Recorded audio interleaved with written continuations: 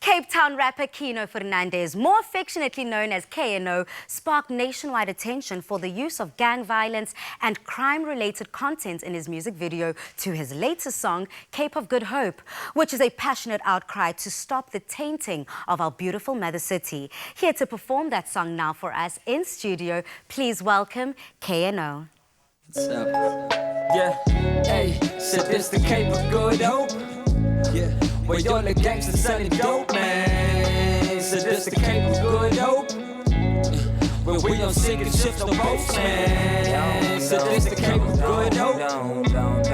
Where we don't try to stay afloat, man. Said this the Cape of Good Hope. Where all our problems seek the dope, man. Hey, man, this the Cape of Good Hope. Where the junkies get high and the gangsters lay low. No entertainment, gang wars are only shows. And in our black communities, man, the cops are too slow. Always afraid to show, scared of all of the killings. In a matter of minutes, kids already been murdered. Young prostitutes also making a living. But it's AIDS and needles, that's what's making the killing. Hunger pains in the kitchen, drug deals making millions. Man, my people are dying just because of the system. Genocide and civilians, no lights in our townships, so we call it load shedding, and our souls become dimmer. Please tell me now, what can we do? I say we fight for each other and choose to speak truth. If we all come together, there's no way we can't lose. Alcohol and meth causing abuse of bloody dispute, but still, we in the Cape of Good Hope. Where all the gangsters selling dope, man. So this the Cape of Good Hope. But we all trying to stay afloat, man. So this the Cape of Good Hope. Where we don't sink in ships, no boats, man. So this the Cape of Good Hope. Where all our problems seek the dope, man. Hey, so this the Cape of Good Hope. Yeah, where all the gangsters selling dope, man. Yeah, so this the Cape of Good Hope. Yeah, where we all trying to float. Hey, don't go. I said, don't go. Check it out. Yeah. Hey, remember back when I was gang affiliated? Two-colored always got thrown out the white man places. Smoking meth for my lungs and my soul's engagement.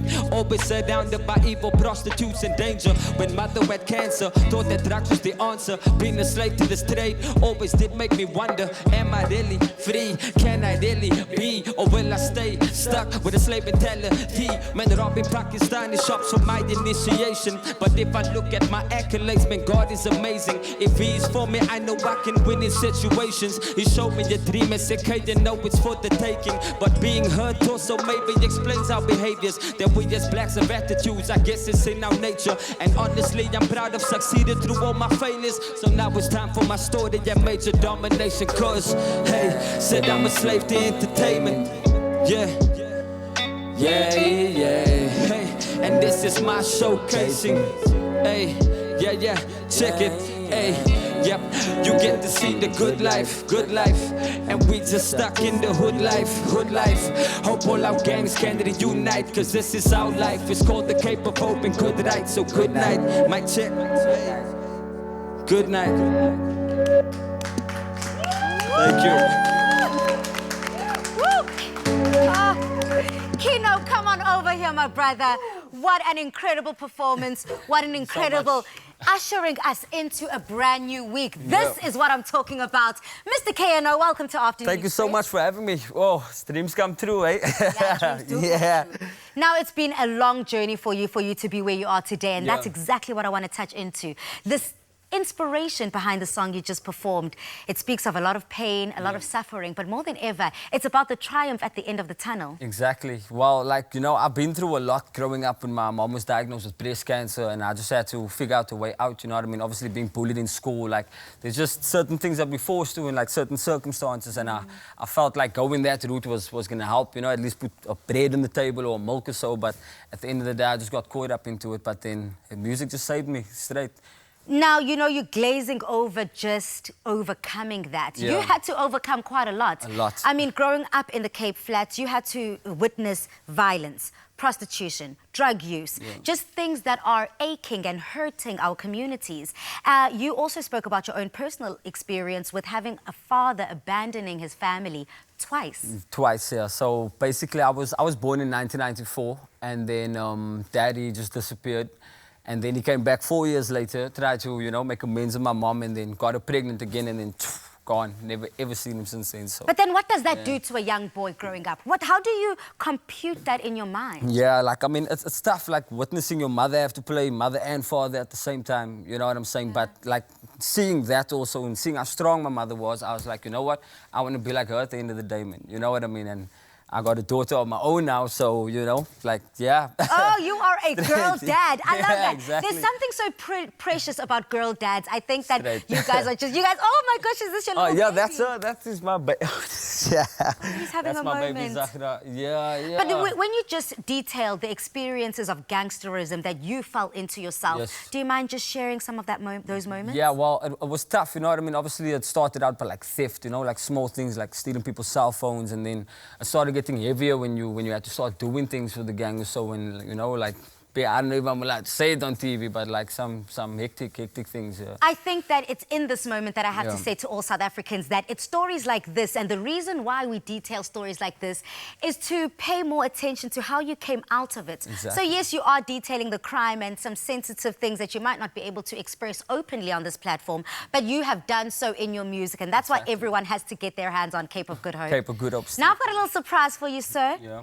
You know, talking about making it out at the other end of the rainbow, lighter, and finding that gold at the end of the tunnel. Yeah. I've got a little surprise for you. For me? Uh-huh. Okay. Lastly, South Africa, we have an incredible moment that was detailed by Sway Calloway, one of the most prolific and important figures in the United States, or should I say globally in the music industry. He sent Afternoon Express family a special shout out for KNO. Let's hear what he had to say. This is... KNO, what up, man? This is Sway. I just want to say, that's not the deal. I hope all is well with you over there is on not the the other deal. side of the ocean. Shout out to everybody in Cape Town, SA. I love it out there. Y'all treat me like family. KNO, I'm excited about this new single, Cape of Good Hope. And I know what you're talking about is something that we're all experiencing on this planet. Social exclusion faced by people of color, in this case, South Africa's colored community. And I'm interested to see how people react to it and what they learn from it. So like you used the hashtag Louder Together, I want to see how this song, Cape of Good Hope, affects the world. KNO, I believe in you, man. This is Sway, man. Be the best you. Stay great, brother. I see you around, man. Peace. Where did you get your hands on this? Okay, South Africa, let me break down the monumental that you've just witnessed on Afternoon Express. That was Sway. Sway is one of the most prolific and iconic members of the global, I guess, hip-hop game.